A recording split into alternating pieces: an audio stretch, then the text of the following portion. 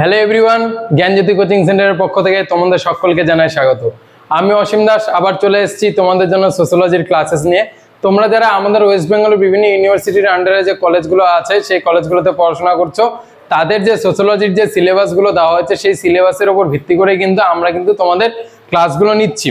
ঠিক আছে, তো তোমরা যারা আজকে প্রথমবার আমার ভিডিওটা দেখছো অতি অবশ্যই আমাদের চ্যানেলটিকে সাবস্ক্রাইব করে দেবে এবং পাশে থাকা বেল আইকনটা প্রেস করে দেবে। তাহলে কি তোমাদের পড়াশোনার যে যাবতীয় নোটিফিকেশন সেগুলো তোমরা পেয়ে যাবে যখন আমরা আমাদের ভিডিওগুলো আপলোড করব। এবং তোমরা যারা এখনো জ্ঞানজ্যোতি কোচিং সেন্টারে জয়েন করনি, তোমরা অতি অবশ্যই এখানে দেওয়া দুটো নাম্বার দেওয়া আছে 6295916280 এবং 7076398606। এই দুটো নাম্বারে তোমরা আমাদের সাথে যোগাযোগ করে তোমরা তোমাদের পড়াশোনার যাবতীয় যে নোটস পত্র তোমরা আমাদের থেকে নিতে পারো এবং অনলাইন ক্লাসেসগুলো আমরা তোমাদের জন্য প্রোভাইড করে থাকি যাতে তোমাদের পড়াশোনার ক্ষেত্রে সুবিধা হয়। ঠিক আছে, তো দেখো আজকে আমি তোমাদের যে টপিকটা নিয়ে আলোচনা করব এটা খুব একটা ছোট্ট টপিক কিন্তু বোঝার আছে। ঠিক আছে, কি একটা ছোট্ট টপিক তারপরেও বোঝার আছে। তার কারণ কি, এই যে এই টপিকটা নিয়ে অনেকেই ব্যাপারটাকে জানেন না যে এই জিনিসটা কি। সেটা কি হচ্ছে ত্রিস্তরীয় ব্যবস্থা বা 3 টায়ার সিস্টেম। ঠিক আছে, এভাবে যে 3 টায়ার সিস্টেমটা কি, 3 টায়ার সিস্টেমটা হচ্ছে অ্যাকচুয়ালি আমাদের পঞ্চায়েতি রাজ যে ব্যবস্থাটা আছে সেটাকেই আমরা বলে থাকি 3 টায়ার সিস্টেম। তার কারণ কি 3 টায়ার সিস্টেম বলে থাকি কেন, আমাদের পঞ্চায়েত ব্যবস্থার যে পরিকাঠামোটা সেই কাঠামোটাকে দেখা যায় যে আমাদের পঞ্চায়েত ব্যবস্থাটা 3টা স্তরে ভাগ করা আছে। তার প্রথম স্তরে আছে কি, প্রথম স্তরে আছে 1 নম্বরে আছে কি জেলা পরিষদ, 1 নম্বরে আছে জেলা পরিষদ।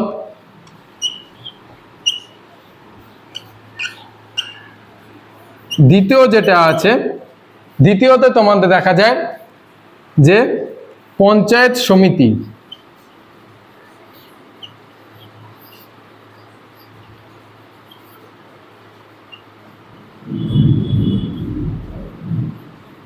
এবং থার্ড যেটা আছে একদম সব থেকে নিম্ন স্তরের যেখানে আছে এই 3টে স্তরে, সেটা হচ্ছে গ্রাম পঞ্চায়েত।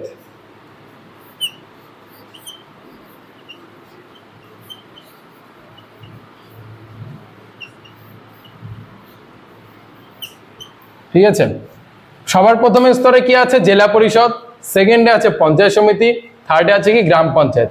এবার দেখো এগুলো নিয়ে যদি আমি বলি, ঠিক আছে, তোমাকে প্রথমে বলি গ্রাম পঞ্চায়েত, নিচের থেকে শুরু করছি তাহলে তোমার বুঝতে সুবিধা হবে। গ্রাম পঞ্চায়েতটা কি হয়, তোমার পাড়ার কি হয় একটা ভোট হয় বা নির্বাচন অনুষ্ঠিত হয় এবং সেখান থেকে কি হয় তোমার এলাকায় বা তোমার গ্রাম পঞ্চায়েত এলাকার বিভিন্ন পাড়া থেকে বিভিন্ন মানুষ কি হয় ভোটে নির্বাচনে নির্বাচিত হয়ে গ্রাম পঞ্চায়েতের সদস্য হয় এবং তাদের মধ্যে থেকে একজনকে প্রধান এবং আরেকজনকে উপপ্রধান করা হয় এবং তারা কি করে গ্রামের যে শাসন কার্যটা সেটা কি পরিচালনা করে এবং মানুষের জন্য যে সরকারি যে সুযোগ সুবিধাগুলো সেগুলো কি করে মানুষকে প্রোভাইড করে থাকে। ঠিক আছে, এভাবে তারা শাসন কার্য পরিচালনা করে। এটা হলো গ্রাম পঞ্চায়েত। এবার কি হয় পঞ্চায়েত সমিতি। এই পঞ্চায়েত সমিতিটা কিভাবে গঠিত হয়, বিভিন্ন গ্রাম মানে 20 থেকে 60টা, ঠিক আছে, এরকম 20 থেকে 60টা গ্রাম পঞ্চায়েত নিয়ে 20 to 60 গ্রাম পঞ্চায়েত নিয়ে ঠিক আছে কি হয় আমাদের পঞ্চায়েত সমিতি গঠিত হয়। ঠিক আছে, একটা পঞ্চায়েত সমিতি কি করে গঠিত হয়, যে মানে 20 থেকে 60টা গ্রাম নিয়ে বা 20 to 60 গ্রাম নিয়ে কি হয় আমাদের গ্রাম পঞ্চায়েতগুলি নিয়ে কি হয় আমাদের পঞ্চায়েত সমিতি গঠিত হয়।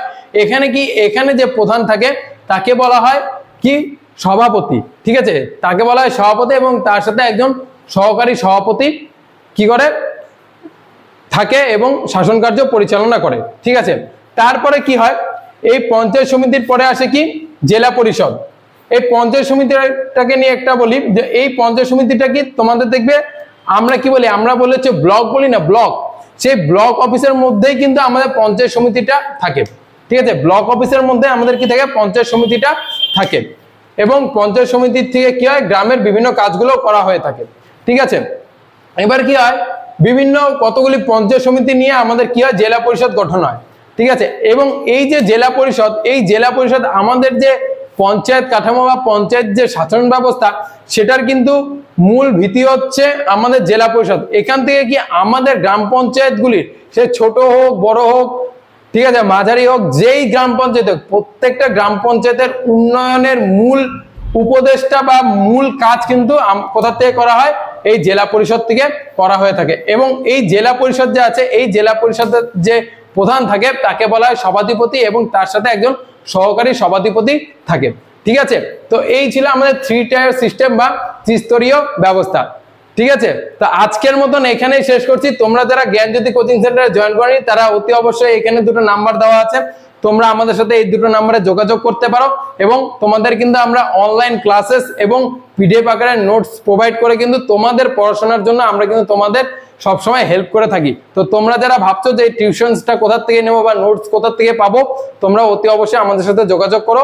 আমরা কিন্তু তোমাদের জন্য অলরেডি নোটসগুলো তৈরি করে রেখে দিয়েছি, এবং আমাদের অনলাইন ক্লাসেসগুলো কিন্তু আগস্ট মাস থেকে কিন্তু অলরেডি শুরু হয়ে গেছে। ঠিক আছে, তো দেখা হচ্ছে নেক্সট ভিডিওতে। আজকের মতন এখানে শেষ করছি। Thanks for watching, thank you.